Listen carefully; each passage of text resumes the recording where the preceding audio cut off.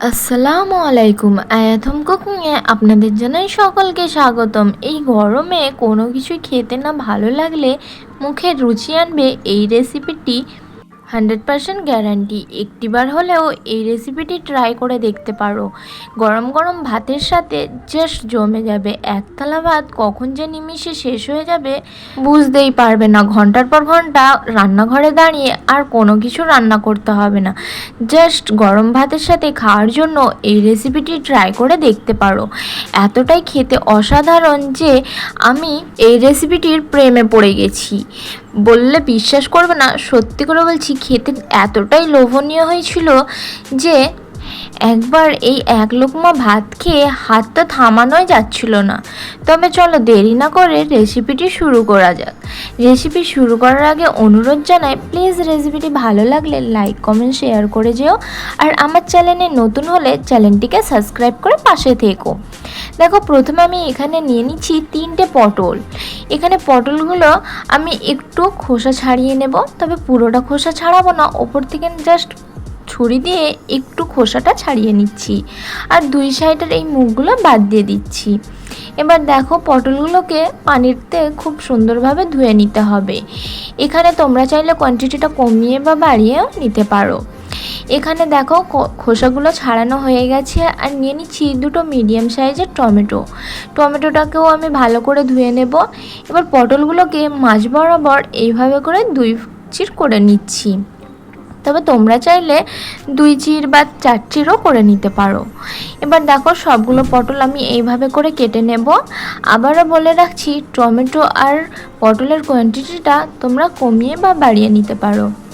এবার দেখো, টমেটোগুলোকেও আমি সেমভাবে 2 চির করে নিচ্ছি। তোমরা চাইলে 4 চির বা 8 চির করেও কেটে নিতে পারো। এইভাবে করে আমি সবগুলো পটল আর টমেটোগুলোকে কেটে নেব। এখানে দেখো আমার কাটা হয়ে গেছে।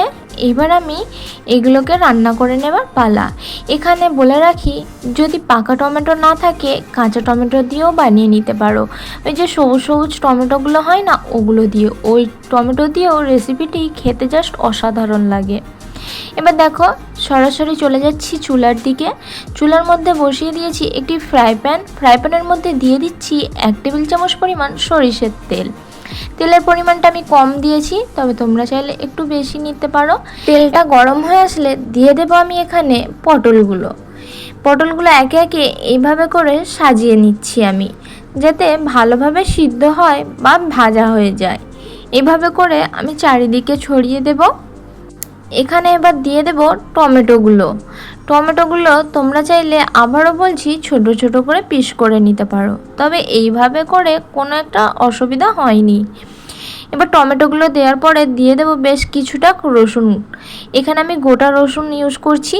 রসুনের কোয়ান্টিটিটা আমি নিয়েছি 10 থেকে 12টা, তবে তোমরা চাইলে রসুনের কোয়ান্টিটিটা কমিয়ে বা বাড়িয়ে নিতে পারো, তবে একটু বাড়িয়ে দেওয়ার চেষ্টা করো।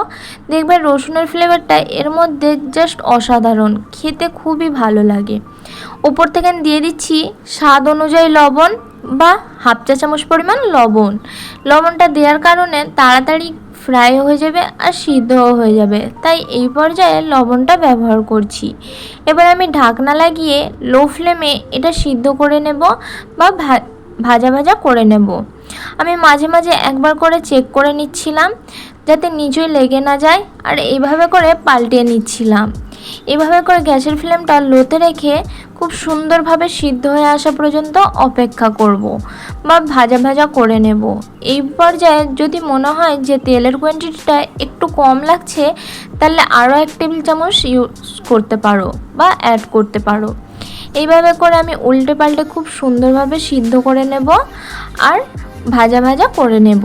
5 মিনিট পর ঢাকনা খুলে দেখো অনেকটাই সিদ্ধ হয়ে গেছে বা ভাজা হয়ে এসছে। এই পর্যায়ে দিয়ে দিচ্ছি আমি ধনে পাতার ওই যে ডান্ডিগুলো এখানে ছোট ছোট করে কুচি করে দিয়ে দিচ্ছি।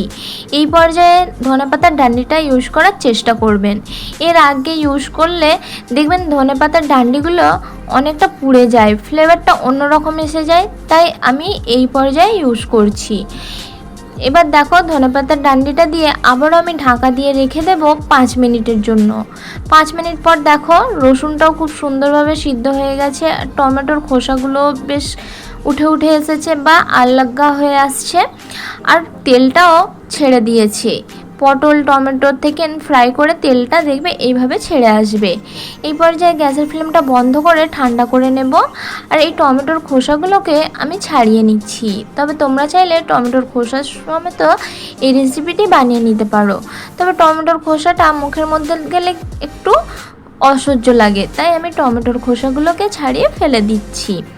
টমেটোর খোসাগুলো ছাড়ানো হয়ে গেলে আমি নিয়ে নিচ্ছি একটি ব্লেন্ডার জারের মধ্যে দিয়ে দেব টমেটো, পটল আর রসুন যে ফ্রাই করে রেখেছিলাম সেইগুলো। তবে তোমরা চাইলে মিক্সি জার বা ব্লেন্ডারে না দিয়ে সরাসরি পাথরের শিল বাটনার মধ্যেও বানিয়ে নিতে পারো বা শিলের বানিয়ে নিতে পারো। তবে শিলের মধ্যে বানানোর টেস্টটা আলাদা ধরনের হয়, খেতে খুবই ভালো লাগে। আমার বাড়িতে যেহেতু নাই তাই আমি এখানে ব্লেন্ডার ইউজ করছি। তবে তোমরা চাইলে এখানে হাতের মধ্যেও এটাকে ম্যাশ করে নিতে পারো। তবে হাতের মধ্যে ম্যাশ করলে কি হয়, একটু গোটা গোটা থাকে, তাই খেতে ভালো লাগে না। তাই আমি মিক্সি জারের মধ্যে নিয়ে নিচ্ছি আর দিয়ে দিচ্ছি এখানে বেশ কিছুটা পরিমাণ কাঁচা লঙ্কা, আর দিয়ে দেবো কিছুটা ধনেপাতা কুচি। ঝালটা তোমরা তোমাদের টেস্ট অনুযায়ী দিয়ে দিতে পারো। এবার এটা আমি পেস্ট করে নেব। খুব একটা পেস্ট করার দরকার নাই, আশা করি দেখে নিশ্চয়ই বুঝতে পারছো যে গোটা গোটা আছে। ওই মিক্সি জারটা একবার পালস মোডে চালিয়ে নিলেই হবে, যেন একটু গোটা গোটা থাকে। এবার দেখো আমি মিক্সি জারের মধ্যে এটা খুব সুন্দরভাবে পেস্ট করে নিয়েছি, একটু গোটা গোটা রেখে। এবার এর মধ্যে দিয়ে দেব কুচনো পেঁয়াজ আর কিছুটা পরিমাণ ধনেপাতা কুচি। এখানে পেঁয়াজটা তোমরা চাইলে স্কিপও করতে পারো, তবে ভর্তার মধ্যে এই পেঁয়াজটা দিলে ফ্লেভারটা একটু ভালো লাগে, তাই আমি পেঁয়াজটা ইউজ করছি। দিয়ে দিচ্ছি ধনেপাতা কুচি আর ওপর থেকে দিয়ে দেব অর্ধেক লেবুর রস, ওপর থেকে দিয়ে দিচ্ছি। এবার ভালোভাবে মাখিয়ে নিচ্ছি। দেখো এখানে আমি সার্ভ করে নিয়েছি, আর দেখো ভাতের সাথে আমি কিন্তু খেতে বসে গেছি। খেতে কিন্তু অসাধারণ হয়েছিল। এই পর্যন্ত যারা দেখে নিয়েছো রেসিপিটি, আশা করি যদি ভালো লেগে থাকে একটা লাইক দিয়ে চ্যানেলটিকে সাবস্ক্রাইব করে নেবে, শেয়ার করতে ভুলো না। আল্লাহ হাফেজ। কেমন হয়েছে জানাতে ভুলো না।